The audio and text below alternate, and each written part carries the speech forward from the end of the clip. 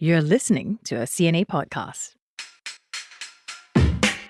Hey there, it's me again, Andrea Heng on the Money Talks podcast. Now, we've been going back to some investment basics recently, and today I want to know more about ETFs. What are they? How do I get my hands into it? How should I pick the right ones? But before we wade into that topic though, I did want to talk about some quick headlines and how they can affect your money. And of course, my editor, Tiffany Ang, joining me in the studio to walk us through this. So, hey, Andrea. Hey, everyone's been talking about SimplyGo this week. Yes. Can't not talk about it. So, in summary, you can still go ahead and use your current older EZ-Link and Nets FlashPay cards to travel. That's okay, right. You can absolutely use them. They're value-based. This would make those of us who want to see how much we spend on transport happier, because that was such a sticking point, right? Being that able you to can see the card balance, right? Exactly. Well, speaking of being budget conscious, did you know that you can actually offset your public transport costs clocking your steps daily? Oh, The caveat here is that you have to own one of those HPB or Health Promotion Board fitness trackers. oh, I've seen those, the black ones, right? Yes, correct. You need to download their app and then you can clock your steps and earn health points. And if you look at the app, every 150 points will get you a $1 SimplyGo e-voucher. Oh. So the more you walk, the more you can accumulate and offset some of your trips. 150 points, easily done. Exactly. Especially if you're a commuter, you're Yeah, walking every to and day. fro, you Yeah. head out to lunch, that's Exactly. already a lot of steps done. Exactly. Then you can use that, exchange for vouchers, offset your transportation costs. I have an idea. If you happen to be in an empty MRT station or an empty MRT train, Keep walking up keep and down. walking up and down. Yeah, why That's a not, good right? idea, yeah. It's you get free transport money Yeah. and you get to stay healthy at the same time. Yeah, I think exactly. it's a fabulous idea. Yeah, Win-win in my case. Does it work for the older EZ-Link card though? Because you said SimplyGo. Yes, correct. So it used to, but now only if you have the SimplyGo EZ-Link card or a concession card. Okay. So there are several terms attached to it. I did look into the app. So if you have the Healthy 365 app, check it out. Okay, that's the one I'm going to download. Of course, we are also very, very close to Chinese New Year. And when I say very close, I mean 2 weeks away, because 2 Yeah. weeks are going to fly just like that. Tiff, have you started planning for the festive season? Well, I have. The biggest thing on my mind, obviously, like everybody else, is food, which yes. is a large part of our Chinese New Year gatherings, right? So I want maximum savings with my groceries, Yeah. especially since I'm planning to host a few meals at home.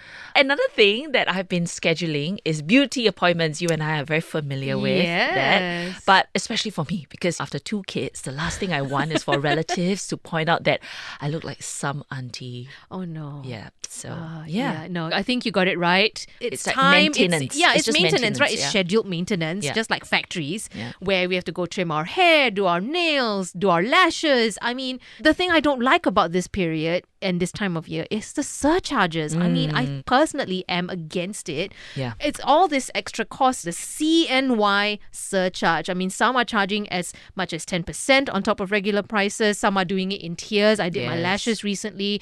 They're going week by week and it increases. The price surcharge increases as the weeks go closer by you ahead are of to- CNY. yeah, exactly. So, yeah, businesses say, yes, this is to help them tide over that long break when they won't be open. But, I mean, it still adds up to our budget, man. Yeah, so the tip here is to plan ahead.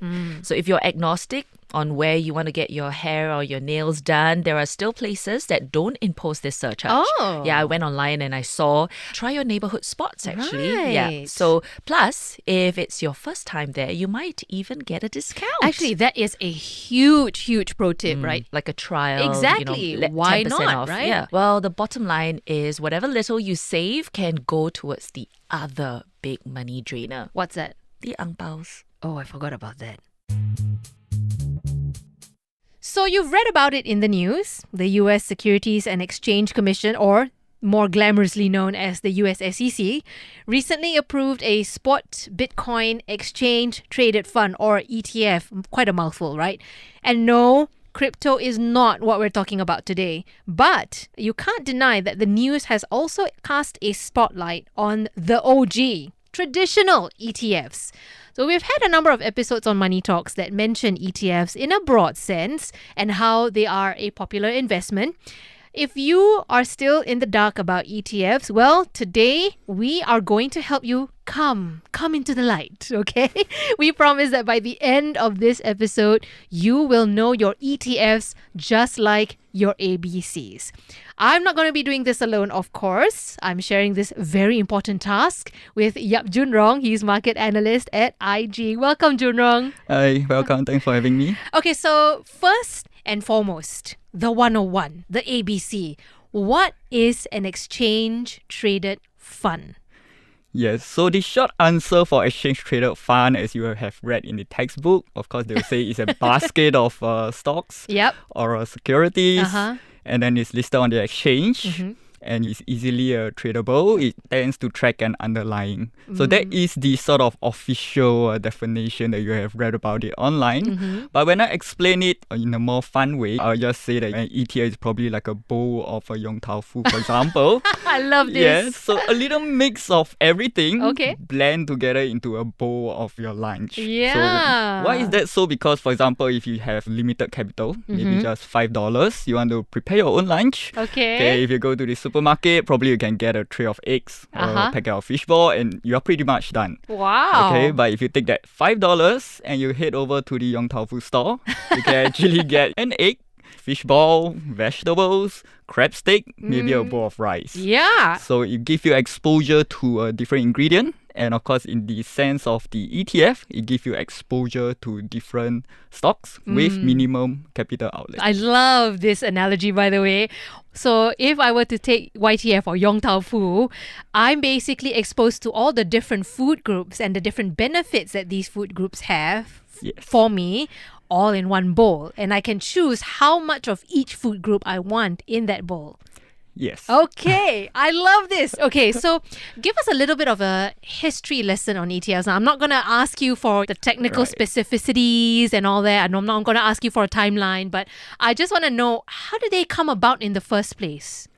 I think it just comes very naturally. I mean, people are just wondering how can they actually be exposed to an index. Okay. So without an ETF, generally, when you heard about index like the S&P 500, the STI, if you want to gain exposure to those, you actually have to buy into the underlying stock. So let's take the STI, for example. Sure. If you want to gain exposure to the STI index, without an ETF, probably you got to buy into the 30 different constituents individually. Okay. Yes, that incurs cost. That incurs a lot of effort. I don't think anybody will want to do that. So I guess it's a very natural process where people are just wondering, how can we actually make this better? And then they come up with this ETF. Right. So it's basically bundling them up all together and then offering them to investors in general. Okay, so that means there are different types of ETF baskets. Yes. There are different bowls of YTF, of Yes. Yong Tau Fu. Yes. Okay, so what are the characteristics of an ETF? How do you know that it's an ETF in terms of how they perform in the stock market? Right. So an ETF is actually a single security. So if you actually log in into your trading platform, Yep. it actually falls under a single ETF name or a Okay. single counter. Okay. Okay, but once you click into that, and then if you explore the constituent, and then it actually encompasses a lot of maybe up to 100 different kind of counters, of course, depending Right. on the ETF that you buy. And counters are funds, right? Or are they just stocks or a mixture of both? It can be a mix of everything. So, Okay. of course, if you're looking at a stock ETF, Uh-huh. generally it encompasses a list of different stocks. Okay. Of course, we have a bonds ETF, Oh, different kind of bonds. We have okay. a commodities ETF. Right. Yes. So, that's why there's a gold ETF as well. Yes, that's right. Okay, so when it comes to stock ETFs, how are they divided? Or is that down to how these platforms market themselves? Yeah, so I think we have to understand that the rationale for an ETF is to track. Okay, it's not to beat the markets. Got it. So it's just to track an underlying index. So Okay. it could be your S&P 500. Okay. So its sole purpose is just to track as best as possible the constituent, the weightage that is in the actual S&P 500 Got index. it. So its aim is really not to mix and try to beat the S&P 500. Okay. Yes. So who chooses what goes into each of these baskets, each of these ETFs? So it really based on the weightage in the individual index, for example. Okay. So if you look at the STI, okay, Right. let's bring it over to the STI. For example, 45% weightage in your local banks. Yeah. So generally, if you buy into an STI ETF, you will expect there plus minus thereabout that kind of exposure that you will have. Right. Okay. And is there a theme as to the kinds of ETFs that are out there? Yes. So the general notion is that there's an ETF for everything. Okay. Yes. So if you have a certain view, if you like the US market, if you Uh-huh. like the Singapore market, of course there are ETF on that. Okay. If you like certain sectors, like you mentioned the tech sectors, or you like the oil and gas sectors, there's ETF for that. Different Wow. asset class, stocks, bonds, commodities, even currencies. It's There's really, ETF. it really is like a Yong Tau Fu buffet. It is. And what's interesting is that there's actually an ETF on a meme stocks previously. So we Yes, know I remember back, that. so back in like 2021, 2022, there's that meme craze. So there's Yeah. actually an ETF being formed to track those meme stocks that is being highlighted Understood. on Reddit. Of course, I must say that they actually shut down back in November last year Yeah. due to dwindling investors' interest. Yeah, that was a very short fuse that did Yes, not last it very is. long. And I understand now what a Bitcoin ETF is and why there is one. So, robo advisors, right? That tends to be where a lot of retail investors, individual investors like you and I turn to, because that's where you can park your money in these ETFs. It's kind of like putting some of your eggs in one basket and then another few eggs in a different basket. How do I then select the platform to invest in an ETF, especially if I'm a complete beginner? Yes, so when you're buying into an ETF, some of the key criteria that if you're just starting out, probably I'll give it an acronym. And that acronym will be just ETFs. Okay. Okay, easy to remember. Sure. Yeah, so for the E, it stands for expenses. Of course, when you are buying into something, you got to understand what are the costs involved. Okay. So the expenses for the ETF could come in the form of the expense ratio. You can think of it as the cost of just managing this group of constituents. Okay. Okay, so generally it shouldn't account for much. It should take up maybe less than 0.1%. It shouldn't eat up too much into your return. Okay. So if you have one ETF that is maybe around 1%, that is something you got to take a deeper look into. Okay. And of course, other expenses could be your commission because you're actually buying it off the market. So you'll incur the usual brokerage fees. Okay. And other costs involved could actually be the tracking error. Ah. Okay, because an ETF tried its best to really replicate and to track an underlying index, but Correct. sometimes it's just hard to replicate it 100%. Of course. So there will be some deviation there. It could potentially create some uncertainty. How big can any of these errors be? Usually it will be, in terms of an average tracking error, it will be around a few tenths of 1%. Okay. So it shouldn't really count much of your returns as well. Okay. So if you see one that reaching around the 1%, 2% range, that is really something that you got to take a deeper look into. Okay. Yeah, so that is the E portion. So the T portion is to take a view. Okay. Of course, like I mentioned, there are ETF for everything. Yes. So when you buy into an ETF, you got to take a view, take a market view, whether you want to be exposed to the US index. Got it. And then you'll buy an S&P 500. Got or it. if you just want to be exposed to Singapore index, then the STI ETF will be your preferred option. Okay. Yes. So for the F part, it's actually the firm that is behind the ETF. The company. The company. Okay. Yes. So when you buy into an ETF, it's really like buying into a mutual fund. You got to look for one that gives you that sense of security. So Okay. probably you'll go for a stable brand name. Okay. Okay, for example, BlackRock, their iShares series, Invesco, Charles Schwab. These are really bigger brand names that they are very strong backing. They have a very long track record of bringing that stability to you. Okay. And when you park your money, those are names that you will want to turn to Okay. for a start, of course. Then the last part, S, that will be the fund size. Ah. Yes. Why the fund size is because how much asset the ETF has, the size of the ETF, may actually determine the liquidity in the market. Okay.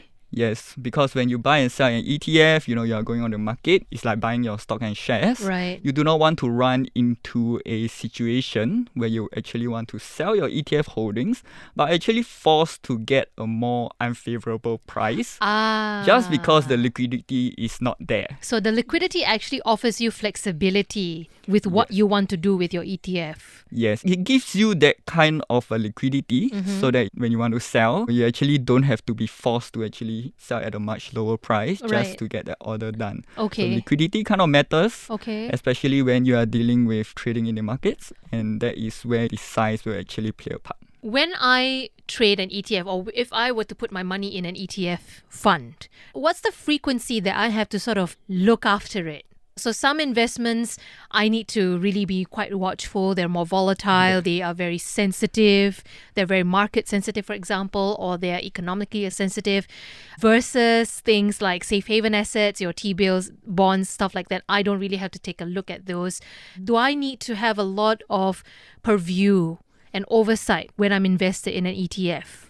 Yes, so generally an ETF is quite flexible. Okay. I mean, if you adopt a long-term view of the market, of course, you can adopt that buy and hold strategy for different ETF. For example, a lot of people like to buy into the S&P 500. Yeah. Hold it in longer term. The average return is around 10+%, especially over 20, 30 years. So they are Right. happy to actually buy and hold that ETF for the long term. Okay. But of course, we have those who like to be more active in the markets. Yeah. They like to go short term. Of course, they can turn to ETF as well. Okay. Okay, for example, they take on a certain sectoral play. Right. So they believe that within this 1 to 2 years, that tech boom, that AI kind of hype is gonna blow up. They can buy into an AI ETF. Okay. And then just, ride on that theme for these 1-2 years Right. until they believe that, I think a lot of value has been realized in the companies. I just want to profit take. They can actually do that. And EV ETFs also do the same thing, right? Yes. I didn't even know there was an EV ETF until my financial planner told me about it. There's an ETF for everything. There is an ETF for everything. What about bond ETF? So you really caught my curiosity here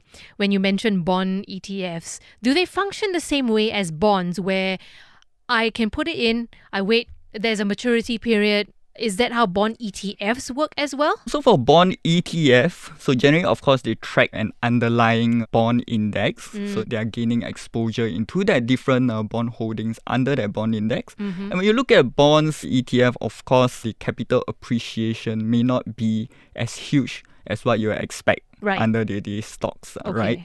So but bond ETF, generally, people go for a dividend play.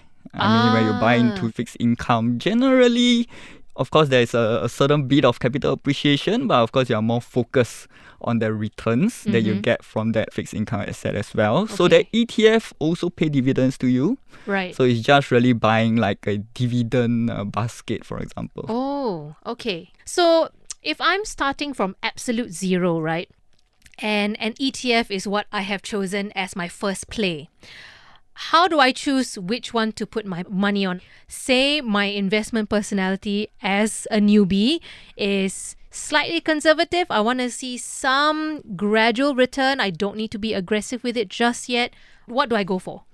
Yes, so generally when you're just starting out, of course you want to just gain exposure to the market. Sure. Okay, and when you gain exposure to the market, of course, there will be your stock market indices, the major ones, of course, like your US, your China, for example, some people prefer China. Yeah. So those are very broad views that you can adopt for a start. But once you are getting comfortable, or you think that you want to venture more into cherry picking, Okay. you want to pick a certain sector that you like. Thereafter, you can actually, focus on those sector ETF. Okay. Or if you are even widening your horizon across the different asset classes, then you can consider adding a little bit of gold ETF to be a hedge, some form of an oil ETF. Okay. So those are something that you can explore. So once I decide that I want to ramp up my ETF play, what kind of homework do I need to do? Yes, so I mean, of course, when you buy into an ETF, generally you are taking a view, right? Okay, depending on what ETF that you buy, you are generally taking a view of the market, of the economy, of the next sectorial play, of the next sort of in thing. Okay, you are trying to ride on the next wave of potential returns, for example. So you are essentially taking a view. So of course, you got to be in a way aware of what's going on around the economy. What's going on in the markets. And what's going on specifically in that sector that you want to play in, right? Yes, you got to have a certain level of understanding, right? Before you place your bet on that sector itself. Okay, that's good. So when it comes to returns, so you talked about how bond ETFs gives you a dividend return. What other kinds of returns do ETFs tend to yield? And what would you recommend as a time horizon? Yeah, so generally when you're starting out, of course, you will adopt a longer term point of view. And by longer term, how long do you mean generally? There's no one clear answer. I mean, it really depends on the risk appetite of an individual. I mean, if you're relatively younger in age, Okay. of course, you have that time horizon to play Yeah. around with as compared when you're at retirement age. Yeah. Generally, you want to protect your capital. It's your Yes. retirement sum. So you'll Yes. generally be more defensive. You Yeah. wouldn't buy into, or you'll just maybe just gain exposure to the broader S&P 500. You wouldn't want to place your bet on more risky things. Yeah. As compared to a young investor who is starting out, you have the time, generally the interest as well Right. to read out on certain sector. You are Okay. more tech savvy as well. Right. So generally you are more familiar with Okay. the trend, the social So trend. if I the was a technology younger trend. person investing, what kind of time horizon would you recommend before I start to see some kind of yield result? I would say there isn't a fixed time. Okay. Of course, Sure. Is that's there a very- minimum though that I need to look at? Maybe let me just give you an example. Sure. For example, like you buy into an AI ETF. Over the past 2 years, Mm. every month when you log in your account, generally you just see that gains keep increasing. Yep. So within 1 month, probably you're already sitting in the green. Okay. Okay, but if you were to buy, into a Hang Seng ETF, okay, over the past 3 years, you log in your account. 3 years is a relatively long horizon. Yeah, it is. When you log it in, you're still in double-digit losses. Ah. But if you believe that you will eventually recover, is currently in this undervalued state, etc., Yeah. generally you are willing to hold a longer period of time. How long it will take to go back to your break-even point, there isn't a specific time horizon there to show that 5 years the Hang Seng Yeah. will go back. It really depends on your sector call. Okay, understand. So what kind of risks do I need to be prepared for? Okay, so when you're buying into an ETF, so you're actually gaining exposure to hundreds of different securities Yeah. that forms up that underlying index that Correct. the ETF aims to track, right? So I think one of the risks that investors have to understand is that when you buy into an ETF, there's really not, in a way, between the constituent, there isn't a pick and choose. It's not like a buffet, okay? Yeah. You can go in there, you like this, you take more of this, you like so that, it's you take like more a of set that. meal. It's like a set meal, yes. Okay. Exactly. So you cannot really pick and choose how much you want or what you want. For example, if you buy into the S&P 500 ETF, for example, and then you don't like maybe a certain counter, maybe like Microsoft, just throwing it out. Or if you think that Microsoft is too expensive but you don't like Microsoft, but when you buy into an S&P 500 ETF, generally you have that weightage. You cannot really shift that. So you can't really customize Yes. what's in the ETF. You just have to buy the ETF wholesale. And if you see generally it has what you like or what suits you, then you'll have to just bite the bullet. And if you don't like Microsoft and Microsoft is in there, you just got to bite the bullet. Yes. Okay. Are defensive stock ETFs, first of all, is there a thing? Yeah. Okay, so would that then also, where would that be on the scale? Say, if S&P stocks are on, I guess, the riskier counters, and then you have your bond ETFs, which lean closer to the safer, more stable ones, where would defensive stock ETFs lie on that scale? Yes. So, of course, within the S&P 500 itself, there are different sectors. Sure, yes. So there's defensive sectors, I mean your consumer staples, your healthcare, your utilities. So those are sort of a more defensive kind of investment play. And then if you move on, there are those sectors that are more financially, more sensitive to market conditions, Right. more economically sensitive. Which ones would they be? What are examples of So those? those could be like your consumer discretionary or financials. Ah. So those generally they move along with the market cycle. So those are generally more, I would say, more volatile, more risky in that sense. Okay, Yeah. which brings me to my final question. Who are ETFs most suited for? I know that you mentioned who they're not suited for. Perhaps someone who is in their older age, they're retired, they don't really want to have riskier plays. So I guess outside of the age group, what other, I guess, personality traits must I have that makes me able to stomach an ETF investment? When you are probably at your retirement age, you just want a broader kind of exposure. So that is your market indices. Okay, and when you are younger in age, you want to have some form of a sector play, Right. some growth team play like the AI, the biomedical science, space exploration. Then you are willing to stomach those kind of risks as Okay. compared to one who just want to focus more on capital preservation. Okay. So in terms of who it is actually for, generally, I believe that it is a great instrument for someone to get into the markets. Okay. Okay, so you just want to get into the market, but Yeah, you don't just know, wanna feel the you waters just a want to little feel the bit, water a little bit. yeah. You don't know, but you do not know. Maybe you are not familiar with reading on the company's financial statements. So all it's like those. that bowl of Yong Tau Fu. You want to taste the soup first before you go and try everything else and bite into everything lah. Yes, yes, yeah. Okay, so you would recommend it as a sort of first exposure Yes. for absolute newbies. Yes, you want to step your feet into the market, maybe just step one feet, and then you wanted to explore what investment is like. Okay, you can start off with an ETF because in a way it diversifies your risk. I Right. mean, when you buy into an ETF, you are buying into hundreds different counters, for example, and that naturally spreads your risk Right. across these hundreds of counters. So it is a relatively safer way to get started, and you can also adopt a market view. Okay, and where do I get started setting up an ETF investment? Trading an ETF is really like trading your normal stock and shares. Okay. So of course you have to have your trading account. Mm-hmm. And then once you log in during the market opening hours, Yeah. so different ETF actually list on different exchanges, just like your stock and shares. For example, the STI ETF, you got to log in during the SGX trading hours. Right. If you're in the S&P 500 ETF, then naturally you have to log in during US Sure. trading hours. Okay. And then it's really like your usual stock and shares. You search for the ETF name, the ticker. Each of them will have their individual ticker as well. And then you just click into it, and there's a very great price transparency. Okay. So you can see the prices sort of trading live during the opening hours. And if you don't want to do all of that, where can I go that does it for me? Robo-advisors, all these investment platforms, those give me access to ETF trading as well?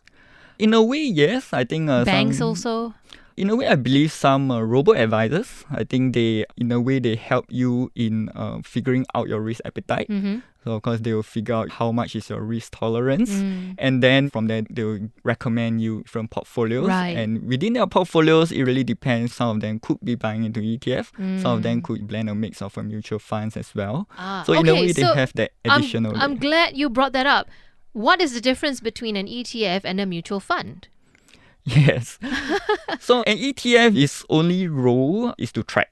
It's not to beat. Right. Okay, it's not to beat the Yes, market yes, returns. I remember that. Yep. And if you are buying into a mutual fund, I believe that there are more discretion involved in the decision making from investment professionals. So in a way, when you buy into a mutual fund, you are sort of buying into the views that they have. So they Right. can choose probably a certain company they believe more. Right. In terms of the potential, they allocate more. Okay, but in terms of an S&P 500 ETF, you can't allocate more just because It's you like just broad. Apple. It's Yes. just broad versus very specific or specific leanings. Yes, That's the key difference So in a here. way, there are more discretion being involved in the decision making for a mutual fund. Understood. And of course, with that, the fees are generally higher. Okay. So that's something to bear in mind then. Because I used to be very confused because they are both funds. They both have the F at the end. And I just thought they were all lumped together in the same category. So I'm so glad that I got you here to clarify everything. Thank you so much, Jun Rong. You've been a really big help in clarifying what ETFs are, basically giving us the essential explainer on ETFs. Thanks for coming on Money Talks. No problem. Happy to help. Thank you. And a big thank you to you too, listener. If you liked this episode, you gotta let us know, okay? Leave us a comment or a rating on wherever it is that you get your podcasts. If you want to find us, we are streaming on Apple Podcasts and Spotify, as well as YouTube.